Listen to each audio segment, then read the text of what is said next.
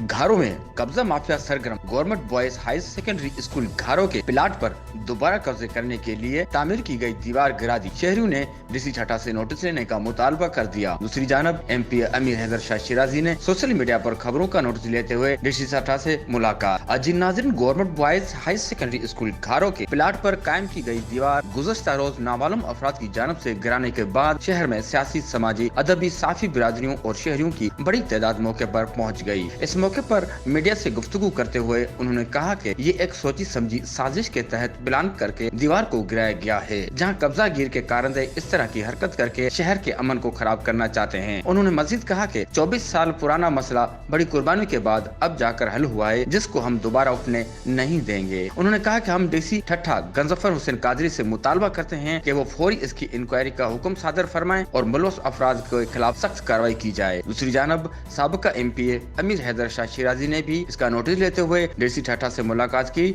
और शहर में मुख्तलिफ मकामात पर होने वाले कब्जा और अवामी शिकायत पर तफसीली तबादला ख्याल किया। कैमरा टीम के साथ मोहम्मद अली मल्हा, गराज न्यूज़, घारो।